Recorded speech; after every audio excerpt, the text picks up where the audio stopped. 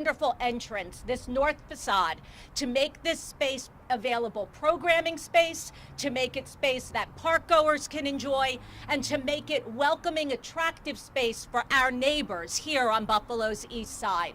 It is thanks to tremendous support from New York State, particularly secured by our champion, Assembly Majority Leader Peoples Stokes, as well as Empire State Development, and funding from the city of Buffalo that is making this project possible. I'm excited, I am grateful, and I am very, very pleased to have all of our New York elected, Western New York elected officials here today at the Buffalo Museum of Science. With that, I will take the opportunity and pleasure to introduce New York Assembly Majority Leader Crystal Peoples Stokes. Thank you, Marissa. Thank you very much, Marissa. And as we all have to always do, say, to God be the glory, because clearly if it's not for his glory, we wouldn't be standing here right now. I'm really honored to be here with you all today. It's a pleasure to be standing with my colleagues in government who I've had the pleasure of working with for a number of years, and when people work together, we get results. Today is definitely a demonstration of that. So I certainly want to thank ROC, the Restore Our Community Coalition. This is for you. It's for all of your hard work that you have put into organizing the community around this issue. It's for the longevity and the investment that even those who are not with us any longer invested, like Lumen Ross and Clark Eaton and others. Thank you so much for never giving up on 2 decades worth of your legacy. Thank you, ROC, for standing with us on this. I also have to thank my Senator Kennedy, for his efforts and his advocacy, as well as the support from Congressman Higgins and my Mayor Byron Brown. I also sincerely thank our governor, Kathy Hochul. I want to sincerely thank our governor, Kathy Hochul. She understood the negative impact of the expressway has had in this community, and she continues to have in this community, and she said she was going to do something about it, and she worked with us to make that happen in this budget. So again, thank you, Governor Kathy Hochul. The Kensington Expressway was constructed more than 60 years ago. Most of you are not even that age. Some of us don't remember it, even though we were here. It was constructed 60 years ago.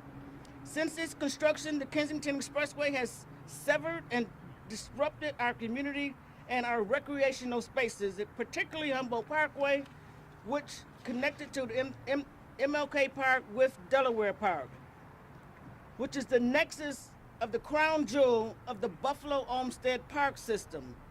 The project is seen rightly by many as a way to correct past injustices for communities of color that primarily reside in the neighborhoods where the highway has separated it.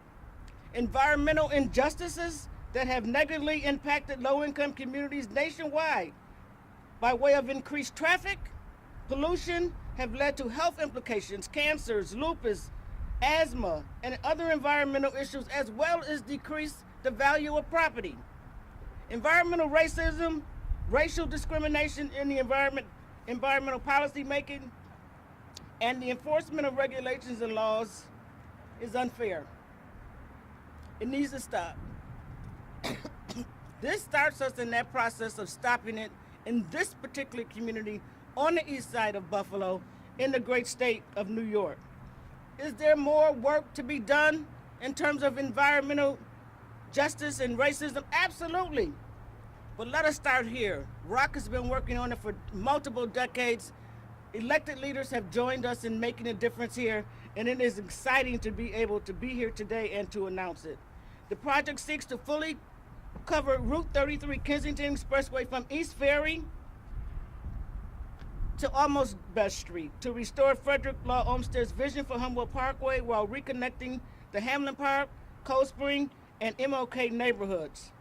Streets that people have not been able to go from Fillmore to Jefferson on for over 60 years. Again, they will be able to travel from Fillmore to Jefferson across these streets that go over the 33. We have reached a tipping point where eliminating these barriers would be a significant misstep towards reunifying neighborhoods in our city and healing decade-old wounds. The project has broad support based from virtually every Western New York elected official, stakeholder, and business person. The federally improved EIS study is required to complete the forthcoming federal infrastructure and transportation dollars that could pose highly beneficial to the Kensington project. In this budget, there's $30 million for the EIS study, and there's $1 billion for that to be covered. It's got to be covered. So again, it's my pleasure to be here. Sometimes you do, great work and you work hard and you struggle, but when you're able to deliver this to the people you care the most about, it's very gratifying. And I could not have had a better person to make that happen as a partner than the current chairperson of transportation for the New York State Senate, my brother, my Senator, Tim Kennedy. Thank you so much. Thank you so much, Majority Leader. Well, good afternoon, everybody. It is a fantastic day to be here with all of you, and this is a historic occasion as we gather here on the steps of the Buffalo Museum of Science in the heart of the east side of Buffalo. I want to recognize, first of all, Majority Leader Crystal Peoples-Stokes. Without her staunch advocacy, without her leadership, without her vision, without her determination, none of us would be here today, and none of this would be possible. Can we hear it again from our great Majority Leader, Crystal Peoples-Stokes, our champion in Washington, D.C., that allowed us to put forward a historic level of infrastructure funding, $32.8 billion statewide in a 5-year capital plan because of a $1.2 trillion federal infrastructure program, a historic infrastructure program led by Congressman Brian Higgins years ago, calling on over $1 trillion to be invested in infrastructure. Congressman, thank you so much for your leadership in Washington, D.C. Mayor Byron Brown, we need partnerships at the local level. And Mayor Byron Brown has worked very closely with the three of us at the federal level and at the state level to bring this vision to reality in government. I know that the mayor is joined here today by his Public Works Department that is going to help to see this project through to reality. Mayor, thank you for your support. And I will tell you this has been an effort led by the community, for the community. The Restore Our Community Coalition has been working for decades to see this day become a reality.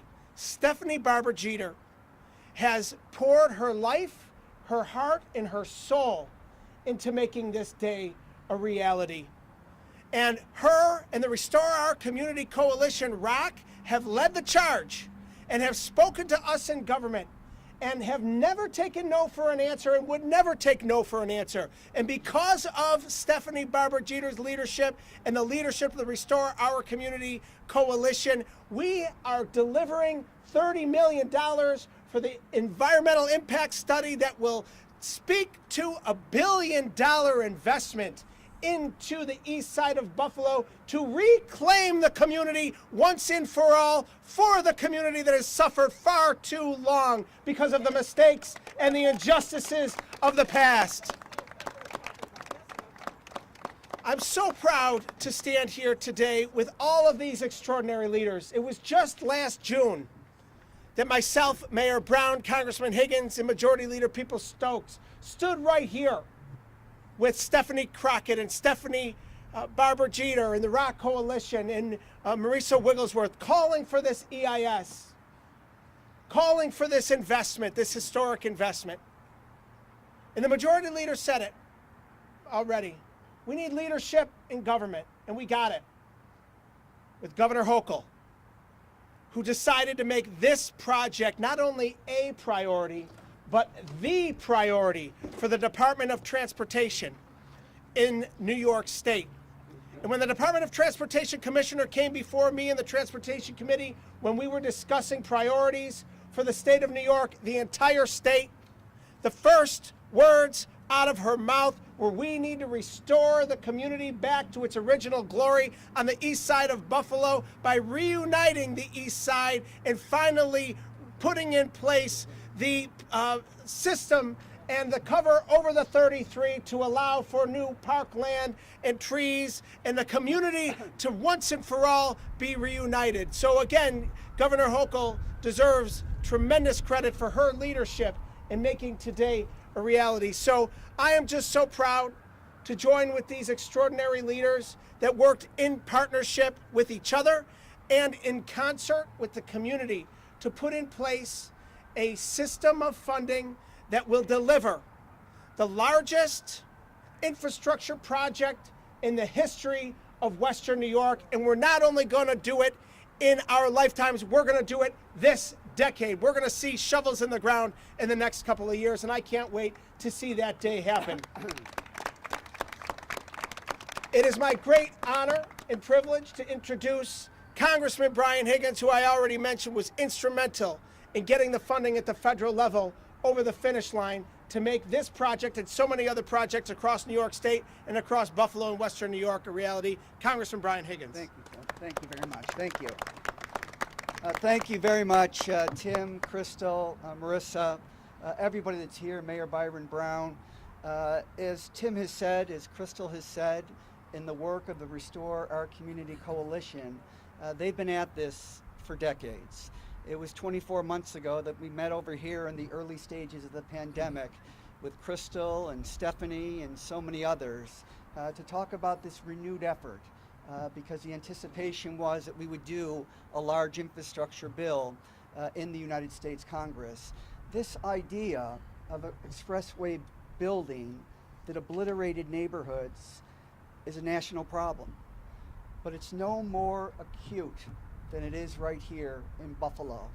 And you know, if you look at the historic record, when Frederick Olmsted came to Buffalo to build a park system consisting of 6 primary parks, but there were 7 parkways, because those parks, unless they were accessible to all, did not have the highest and best benefit to a community. So this community was denied, as Frederick Olmsted used to say, the healing power of parks, abundant sunshine, abundance of fresh air.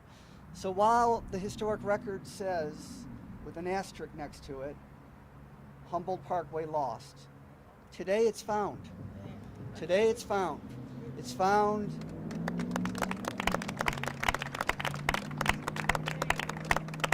It's found because of the work of so many that have come together. And as Tim Kennedy has also said, our friend Mayor Byron Brown, before the pandemic, Buffalo was a talk of the nation. In the final stages, hopefully, of this pandemic, that will resurface. That Buffalo is an exciting place. People are extolling the virtues of the new Buffalo. And it's under the leadership and the vision of our mayor, Mayor Byron Brown.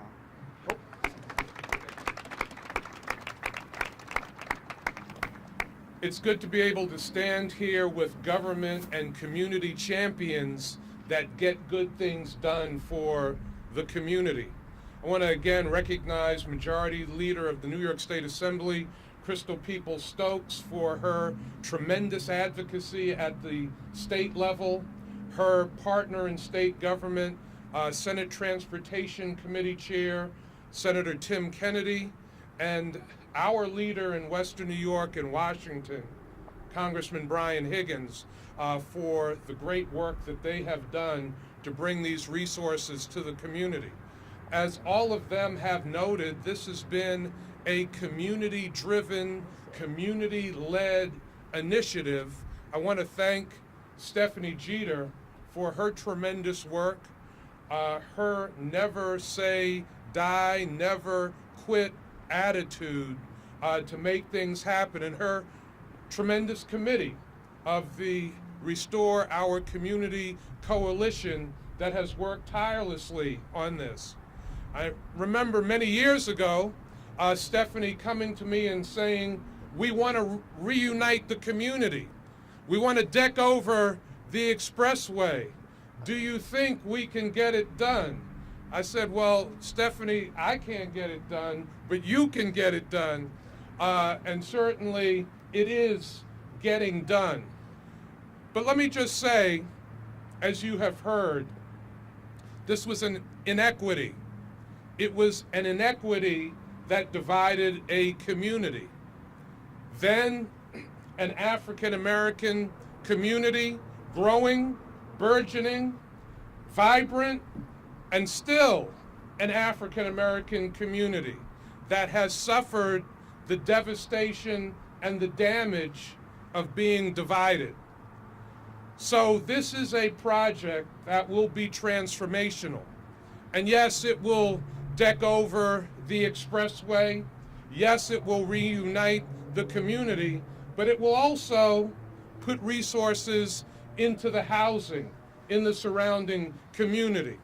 It will also focus on minority and women-owned business participation, minority worker and female worker participation, making sure that the people that live around the Kensington Expressway benefit from the damage that was done when the expressway was installed. That is what this is all about. Undoing a more than 60-year inequity that damaged a community, that damaged a people, restoring a community that was damaged. I also want to recognize the agency leaders that are here. I want to recognize Stephanie Crockett and Marisa Wigglesworth, who will be vital parts of this project with the Olmsted Parks Conservancy and the Science Museum. This is a good day, a great day for this community. It's a good day, a great day for this city. And yes, it is a decking over of the expressway, a reunification of a community, but in so many ways, much more than that, much more will happen, much more will be done to rebuild the fabric of a community that was divided. Now it is my honor and my privilege to introduce a woman who has been the major driver of this, the faithful leader of this, the president of the Restore Our Community Coalition, and the president of the Hamlin Park Community and Taxpayers Association, Stephanie Jeter. All right. Woo! Thank you. Oh wow, that's first I have to say you do nothing alone, right? So first I want to give thanks of gratitude to God. And I also want to say I want to give thank you to the hardest working elected officials in New York State. This group behind us, they seem to surprise us every time. You know, along the way we kept asking them to help, and they said, sure, in any way we can. Byron, and I do remember, Mr. Mayor, Brother Mayor, when I came to you and I said, will you help us? And you said, I don't personally have enough money, and he reached in his pocket and brought out some change. Do you remember that? He said, but I'll help you find it. The elected officials behind me came to us again about 6 months ago and said, we're going to unify and we're going to make this happen. And after the meeting, we looked at each other and we said, what? They going to do what? How they going to do that? And then we prayed. And then they delivered. And I want to say, as elected officials, we expect them to bring home the bacon, right? They brought home the bacon, the grits, the eggs, and all the rest of it. I want to thank y'all forever. You have done major contribution to a community that no one believed in, but you did. And so from the bottom of our hearts, we say thank you. Thank you. Thank you. You are champions and heroes and sheroes forever. And to the coalition that that stuck together. 12 years, y'all, 12 years. Can you imagine doing something for 12 years? 12 years, every other Thursday, we met either in this building or at 60 Hetley to advance this. And so to the members of ROC, who've been like rocks, my love to you. Yes, yes, yes. On the behalf of 5 neighborhoods, Hamlin Park, Trinidad Park, Martin Luther King Park, the Northland Corridor, and Kingsley Park, I thank them for standing up for us, for being there for us. I know, I have to help you with this. For me, $1 billion is not something I've ever physically saw before. Physically, I've seen parts of $1 billion. But this is something that you have to grab your head around. When you think about the investment in a community that everyone walked away from in terms of investment in Western New York, this is a big deal, okay? Not just the money, but what it will start to trigger in the hearts and minds of the people who live here. Imagine for a moment, someone came and put a railroad track next door to your house, or in this case, a road. What it would do to the psychic of your family and your neighbors. This is what that road did. This action on the behalf of our government representatives lifts us out of that nightmare and brings us to a place of pride. So yes, we're gonna build the road over. It's gonna be sweet. Y'all gotta come. You're gonna love it. But we're gonna also restore houses that were torn down. We're gonna rekindle the heart and soul of Fillmore Avenue and Jefferson Avenue and East Delavan Avenue as central business strips in our community. We're gonna lift the spirit of our people in a way that says we belong. And so again, to the elected officials, amazing people. I've been in politics for a long time. And this is unusual that they came together and made something big happen. And to the ROC Coalition, because you do nothing alone. Thank you. Stephanie. Yes. And so let me introduce Stephanie Square, Stephanie Crockett of the Olmsted Parks Conservancy. Thank you. We call each other Stephanie Squared because we've been doing this for a long time. This amazing appropriation would not have happened without tremendous leadership, strength of conviction and commitment and passion for the people of Buffalo.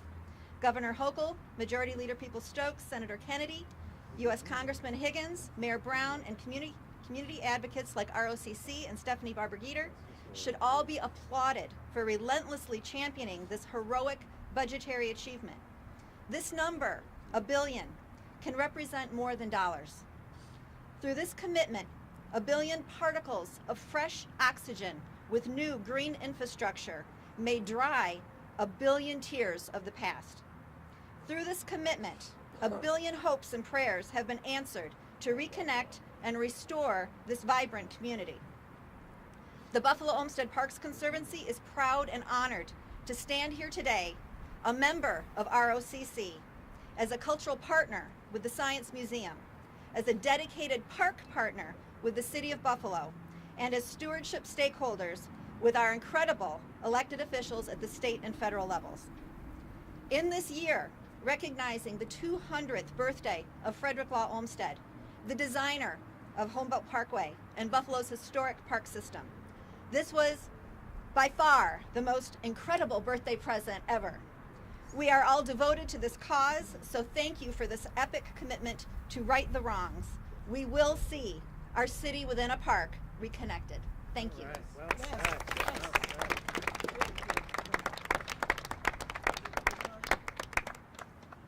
So, in case some people have a few questions on topic, I have some experts standing behind me who can help answer them. Yes. What kind of evidence can you show me right now that spending $1 billion to cover 3/4 of the Kensington and plant grass on top of it will do anything that you talked about in terms of what you think it will accomplish? Well, I would ask you to look at a couple of things on the west side of Main Street. and the investments that happened there and how it rejuvenated communities and the lives of the people who live there. It's real simple. When government invests in people, people invest in themselves. That's the evidence I have. You can go downtown and see it. You can go on the west side and see it. Soon you will be able to see it come to fruition on the east side. Where specifically on the west side are you talking about? What part of the city do you live in? You live in Elmwood Village? No, You I live in used to. Allentown? I did live in the Elmwood Village. Okay, well, there has been tons of investment into that community. And as a result of it, you can see there's a new life there. When you've never seen that kind of investment in this community, when you see it, you will see the same new life. Yes. You had mentioned the potential decking between Best and East Ferry. We still don't really know, though, right, what the EIS is going to produce. So what it seems to me is a lot of what's talked about, I'm sure a lot will happen, but at this point, a lot of it's still aspirational because the plans haven't been developed yet to know what's going to be possible, how far the money will go, all those sort of things. So, Well, I will tell you this, sir, that there is a meeting coming up in June where the Department of Transportation will come and talk to the community about this project. And I would also submit to you that, the plans of how it will look and its possibilities are further along than you think. Although I will also remind you that there are a number of people who maybe don't necessarily live in and around this particular community would like to see a different project. And their voices will have to be heard as well. And so ours will just have to be louder. We worked harder, we worked longer, and we're ready to take that fight on. can you say what we know and what we don't know? about I what's can say you'll be invited to the meeting that will happen sometime in mid-June. I know there are a few variations of plans. What is it that this group is supporting? Are we supporting just a paving over of what exists and have the expressway continue underneath, a complete fill-in? Where do those stand? We're supporting a phase one project that was actually really kind of designed and put forth by a plan that Rock did in conjunction with the University of Buffalo. It's a simple covering up. There will still be traffic that will flow under the bottom, but there will be another tree-lined street, much like Olmsted designed years ago, that will be above ground. And it will be a phased approach. The first phase will be the streets that were mentioned till Ferry. And at some point, I don't know when that'll happen. I don't know if it'll be under my career or under the mayor's career or any of our career. But the next phase will be going past East Delavan. And then the phase after that will reconnect it to Delaware Park like it should have been, never destroyed from. So yeah, there is a long-term plan. This is a short-term plan. And in most cases, and in most communities, particularly communities of color, if we wait for the long-term plan, it'll never happen. We have to take a phased approach here, and that's the approach we're taking. Yes, sir. It's already been alluded to. $1 billion, it's a huge number. It's a big number. We all remember when Governor Cuomo delivered the Buffalo billion for multiple projects. There's just been some opposition to, hundreds of millions for a stadium. Can you again or reiterate your comparison on, the expenditure of $1 billion for this one project? Okay, I just want to say one other thing, sir. Do you know, in order to do this project, how many people have to work? Take a guess. No, but I'm asking you to not defend, but characterize the investment that's being made and why. The investment that's being made will redirect an environmental injustice to the people who live over here. Maybe we'll have healthier children going to our schools. Maybe we won't have as many people with asthma or lupus. People have died in this community from lupus. We won't be able to bring them back, but maybe we will stop that from happening. Maybe we can reduce cancer. And if we do that, by the way, we'll reduce the cost of health care. That's already a benefit. There are a lot of transformational opportunities that could happen as a result of $1 billion being invested in the community. Now, mind you, it's never happened before. I'll ask you that question. When did you ever see $1 billion invested in the community where black people live? You haven't. So you might see a different look on the transformation. But I guarantee you it will be transformational in a way that will lift the lives of the people who live here. Not to go too deep into the weeds, but I was thinking about, well, it would be quieter. You'd never have to plow it. And you talk about the the exhaust, I assume you're talking about, of the cars whizzing by there every day. But you build a tunnel or something like that, it's got to be vented, so It will doesn't be. it all come out in the end anyway? They It will still be. breathe the same stuff? Well, It where will does be it vented. go? It goes off into the air right in the same place, don't it?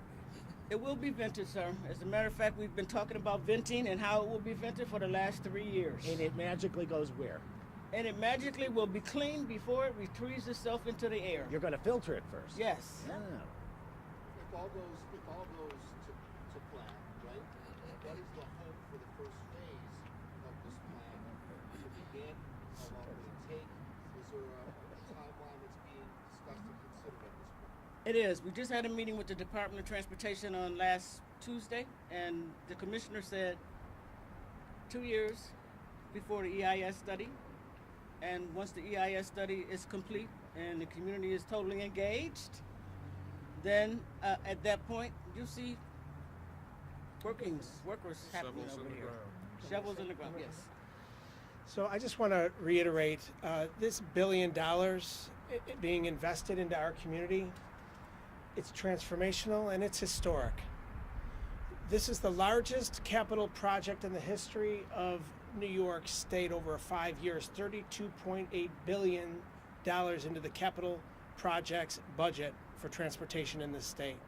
Part of that is a $30 million environmental impact study. The next year is the first $1 billion to reconnect and reclaim this community that's been devastated by a below-grade expressway that has ripped through the community and divided it like a scar for the last 60 plus years. The community is now getting a victory that they've been clamoring for and fighting for decades. And it is a major, major victory for Buffalo and Western New York, and it's part of the transformation of our entire community. The expectation that we see in the very near future, in the next 5 years, is to see a Buffalo and Western New York that has only been a dream, now becoming a reality. Investment in infrastructure, investments in streetscapes, investments in design, investment in human capital, all throughout our community and all throughout the state, in large part due to the people that are standing before you today and our partners in government at every level. So we're very excited about what the future holds. Tim, there's no less than 6 places where you can cross in this 3/4 mile, yet you call it disconnected.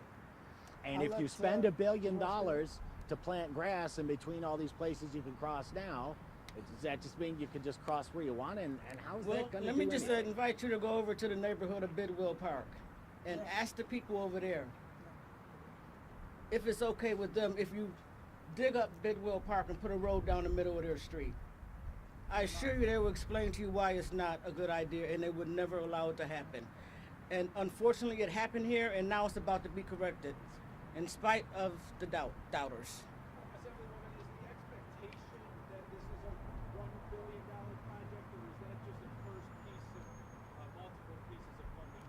I think it is a $1 billion project, and in some estimations, even the commissioner and some of her people may think it could be somewhere around 750, 800. And if you do get shovels in the ground in 2 years, when might phase 1 be done? I'm not sure about that yet, but you are welcome to attend the meeting in mid-June as well. One more, are we good? You had mentioned that this is going to be a phase 1 project and there'll be other phases after that. My question is, as I understand the EIS process, they'll come out with probably 4 different proposals. Like, that's something to be determined later in the process. Am I wrong about that, or? Like, Well, it sounds it's like not- it's whether all you're- decided already, and my understanding of the EIS is this is an evolving process with community feedback. It's a revolving process that will get us to completing the phase 1 of this approach right now. So you're saying phase 1 is decided? That's been decided already. It has been decided. That's why we put money to it. I would like to suggest that everybody go on the Rock website and read the UB study, and you will find out the economic impact that it's going to make, and actually the project's going to pay for itself after some time. Okay. Thank you, ladies and gentlemen. Thank you. Thank Thanks, you. everybody. See you when we dig up the ground. See you at the ground. Yeah. See you. Good job.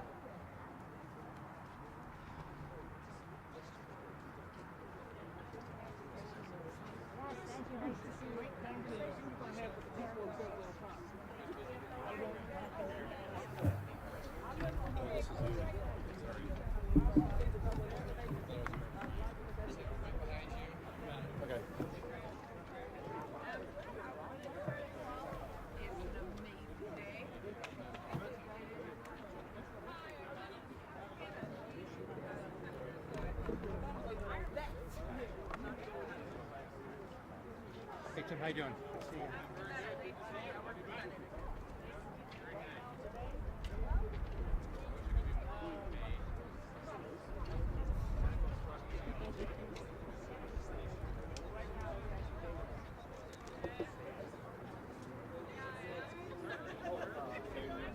Good folks,